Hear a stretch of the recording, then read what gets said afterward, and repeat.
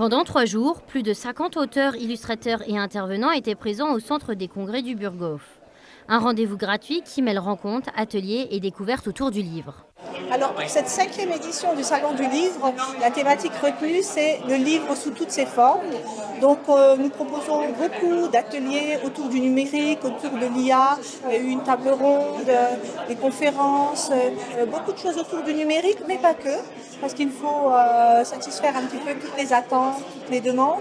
Donc, nous proposons également des auteurs de bande dessinée, de mangas, de romances, du polar, la littérature jeunesse, vraiment une variété d'ouvrages avec plus d'une cinquantaine d'auteurs présents sur le salon du livre afin de répondre vraiment à toutes les curiosités. Et ce salon du livre se veut vraiment un lieu de rencontre avec les auteurs, rencontre avec les illustrateurs, rencontre avec les intervenants, mais aussi un lieu de rencontre entre les idées, entre les passions et les pratiques aussi. Mais cette année, le salon regarde aussi vers l'avenir. Le numérique s'invite dans les échanges pour montrer comment nos façons de lire, d'écrire et de s'informer évoluent. Le but, c'était de proposer des animations qui lient le livre et le numérique. La Maison des Cultures Numériques, c'est un tiers-lieu sur 700 m² à Forbach. L'enjeu, c'est vraiment de former et la jeunesse et tous les acteurs du territoire jusqu'aux entreprises, aux nouvelles technologies du numérique.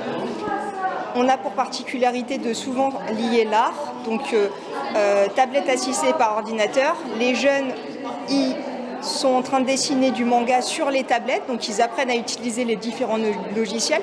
On a proposé aussi un atelier avec des lunettes de réalité virtuelle où on est immergé à l'intérieur d'un manga et on passe dans cet univers immersif qu'on a créé spécialement pour l'occasion à la Maison des Cultures Numériques. Nous, l'idée, c'est vraiment au tiers-lieu à Forbach, à la Maison des Cultures Numériques, de dire que la tradition et la modernité peuvent cohabiter. Et ce qu'on cherche à former, c'est des citoyens qui soient outillés pour comprendre ces enjeux, progresser dans la technologie et faire cohabiter intelligemment toutes ces dimensions.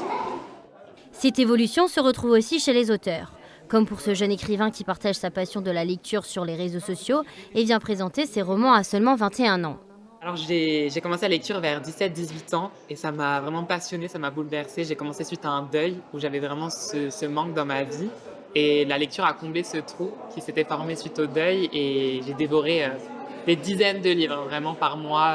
Je crois que j'avais lu 100 livres au bout d'un an, donc c'était vraiment une passion ardente et suite à ça je me suis dit j'ai un peu l'impression de lire tout le temps la même chose et j'avais envie d'écrire une histoire qui changerait de ce que j'avais l'habitude de lire et c'est là que ça m'a vraiment donné envie d'écrire sur une protagoniste qui est aveugle du coup et notamment aussi sur les troubles psychologiques et ce qui moi m'a vraiment encore plus donné envie sur le handicap, c'est parce que j'ai ma mère qui est devenue handicapée en fait du jour au lendemain suite à un AVC. Et c'est vraiment ça où je me suis dit c'est un signe pour moi, il faut que je parle de ce changement, de ce bouleversement qui a lieu quand, suite à une maladie ou à une chute ou peu importe, on peut se retrouver avec un handicap pour le reste de notre vie et comment ça me bouleverse, quoi. L'avant, l'après, de devoir s'adapter, comment on est psychologiquement et tout. Donc c'est vraiment partie d'expérience de ma vie et de cette passion de la lecture en fait. Le numérique peut également devenir une expérience immersive. Du coup, ici, ce qu'elle est en train de regarder, c'est un manga en réalité virtuelle. Donc un monde qui est complètement immergé, dans lequel elle est complètement immergée, où elle peut regarder autour d'elle, voir le décor dans lequel les différents personnages de différents textes vont s'animer et lui présenter tout un scénario. Ici, ce qu'elle voit, c'est vraiment des personnages qui vont bouger, réagir, se déplacer autour d'elle, qui vont interagir avec elle. Ce qu'elle verra surtout, c'est du texte aujourd'hui, mais elle aura quand même des bruits d'ambiance pour vraiment avoir l'impression d'être dedans. Généralement, ce qui se passe, c'est qu'une personne, quand elle teste cette application-là, on n'entend plus parler pendant au moins 5 à 10 minutes, tellement que c'est immersif. Le numérique et l'intelligence artificielle font aujourd'hui partie de notre quotidien. Mais pour bien les utiliser, encore faut-il les comprendre. L'objectif est aussi d'aider le public à prendre du recul et à mieux repérer les risques.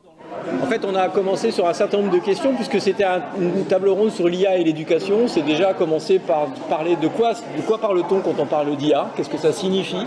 Et après, on a abordé quels sont les enjeux à la fois pour l'éducation, pour les enfants, et puis plus globalement sur la société elle-même, Donc c'était plutôt de balayer quelles sont, en tant que citoyen, quelles sont les questions qu'on doit se poser quand on a affaire et quand on s'interroge sur la place de l'IA dans notre société. Leur donner les éléments pour qu'ils puissent exercer leur regard critique sur ce à quoi on a affaire et surtout pour adapter leurs propres usages personnels, mais également se positionner en tant que citoyen pour pouvoir interroger quelle est la société que nous voulons avec l'IA, mais avec une IA placée, des systèmes d'IA placés au bon endroit, et pas nous rendre, nous, dépendants, parce que ces entreprises qui nous les donnent, nous les imposent, conçoivent une société dans laquelle on n'aura plus la possibilité d'exercer notre rôle de citoyen. Entre rencontres d'auteurs, nouvelles technologies et réflexions sur les usages du numérique, le Salon du Livre de Forbach a une nouvelle fois su tourner la page vers l'avenir.